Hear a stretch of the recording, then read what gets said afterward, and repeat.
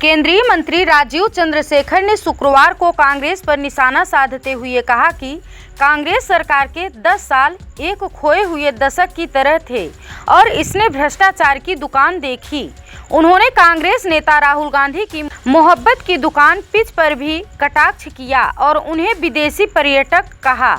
Electronic और प्रौद्योगिकी क्षेत्र में मोदी सरकार की उपलब्धियों को उजागर करने के लिए बीजेपी मुख्यालय में एक संवाददाता सम्मेलन को संबोधित करते हुए उन्होंने कहा कि भारत अपने इतिहास में सबसे रोमांचक अवधि देख रहा है, क्योंकि ये प्रधानमंत्री के नीतिगत निर्णय और प्रभाव के कारण नई ऊंचाइयों पर पहुंच रहा है।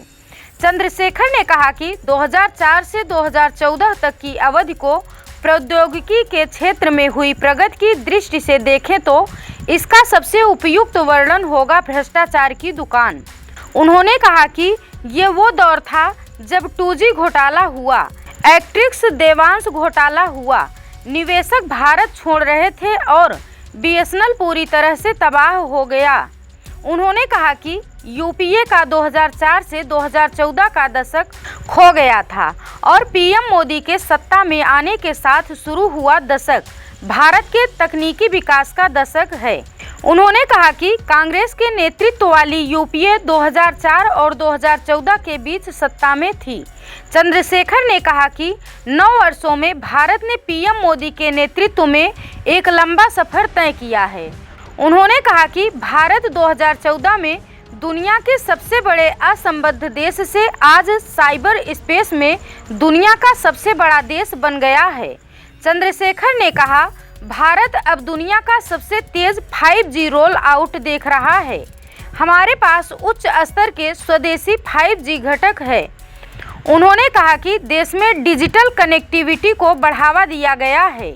ये साइबर स्पेस में सुरक्षा सुनिश्चित करने के लिए नरेंद्र मोदी सरकार का मिशन है। एक तरह से वो फ्रेज बहुत चला है, मोहब्बत की दुकान वगैरह वगैरह, और ये फॉरेन ट्रिप्स में हमारे जो प्रोलिफिक टूरिस्ट हैं, फॉरेन ट्रैवलर हैं, उन्होंने कॉइन किया है फ्रेज मोहब्बत की दुकान। अगर हम 2004 से 14 के बारे में यूपीए के टेक्नोलॉजी स्पेस को देखें, उसके लिए एक मोर अप्रोप्रिएट फ्रेज होगा भ्रष्टाचार की दुकान, करप्शन की दुकान, और इफ यू प्रिफर दुकान। और उसका कॉन्सिक्वेंसेस जो 10 साल में थे टेक्नोलॉजी के दुनिया में, crony lending, crony contracts, 2G scam, Antrix Devas scam, greatest destruction of capital and wealth, investors जैसे Telenor, Etisalat, MTN, Nokia Bharat को छोड़कर भाग रहे थे, और BSNL 2004 में $6 बिलियन के वैल्यू प्रॉफिटेबल कंपनी था, उसको इस लॉस्ट डेकेड में it was completely destroyed and laid waste and total destruction of public wealth। तो हमने अचीव क्या किया इस हमारे प्रधानमंत्री मोदी जी की सरकार 2014 में आई, और पहले उनका फर्स्ट ऑब्जेक्टिव था कि जो सालों से दशकों से एक नैरेटिव था कि हमारे जो पब्लिक स्पेंडिंग में करप्शन लीकेज होता था, और आप ये फेमस फ्रेज जानते ही हैं कि राजीव गांधी ने कहा लेट 80s में कि हर 100 रुपए जो दिल्ली से निकलता है गरीबों के नाम, गरीबों के लिए 85% उसका लीक होता है।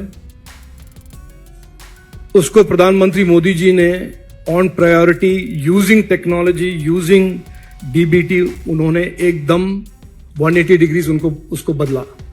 और आज जब 100 रुपीज निकलते हैं दिल्ली से, 100 रुपीज पहुंचते हैं बेनिफिशियरीज के अकाउंट में, बिना लीकेज, बिना करप्शन, बिना मिडलमैन। और ये मैं मानता हूं टेक्नोलॉजी से और टेक्नोलॉजी का प्रधानमंत्री मोदी जी के सरकार के दौरान एक शाइनिंग एग्जाम्पल है।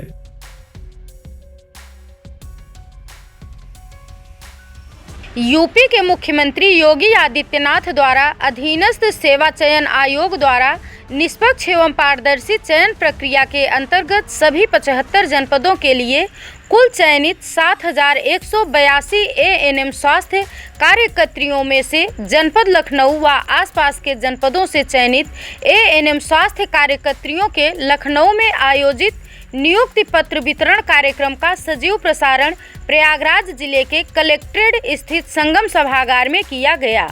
इस मौके पर सांसद फूलपुर केसरी देवी पटेल की अध्यक्षता एवं डीएम संजय कुमार खत्री की उपस्थिति में संगम सभागार में आयोजित कार्यक्रम में जनपद प्रयागराज के 230 एएनएम स्वास्थ्य कार्यकर्तियों को नियुक्ति पत्र वितरित किए गए। इस दौरान सांसद ने प्रयागराज जिले से चयनित सभी 230 एएनएम कार्यकर्तियों को उनके नियुक्ति पत्र प्राप्त करने की बधाई एवं उनके भविष्य की शुभकामनाएं देते हुए कहा कि आज आप सबको मानव सेवा की बहुत बड़ी जिम्मेदारी मिली है, जिसे आप सभी लोग बड़ी तन्मयता से निभाएं। सांसद ने सीएमओ से नव नियुक्त एएनएम कार्यकर्तियों को उनके संबंधित ब्लॉक में अथवा रिक्त पद न होने पर नज़दीकी ब्लॉक में नियुक्त करने का सुझाव दिया। डीएम संजय कुमार खत्री ने सभी नवनियुक्त एएनएम कार्यकर्तियों को बधाई एवं उज्जवल भविष्य की शुभकामनाएं देते हुए कहा कि स्वास्थ्य सेवाओं में जच्चा बच्चा की देखभाल सरकार की मुख्य प्राथमिकता में से एक है, इसलिए इसे और बेहतर बनाने की जिम्मेदारी आप सभी पर होगी। इसका उद्देश्य है कि हमारी महिला शक्ति सशक्त रहे और हमारी भावी पीढ़ी भी मजबूत रहे और हर प्रकार के रोगों से मुक्त रहे। आज स्वास्थ्य विभाग के प्रयास से पहले के मुकाबले आईएमआर, सीएमआर, एमएमआर में बहुत कमी आई है, फिर भी इसमें अभी और सुधार की आवश्यकता है, जिसकी पूरी जिम्मेदारी आप सभी के कंधों पर है। आप सभी जच्चा बच्चा व लोगों की जान बचाने का कार्य करेंगी, जो ईश्वर का कार्य है।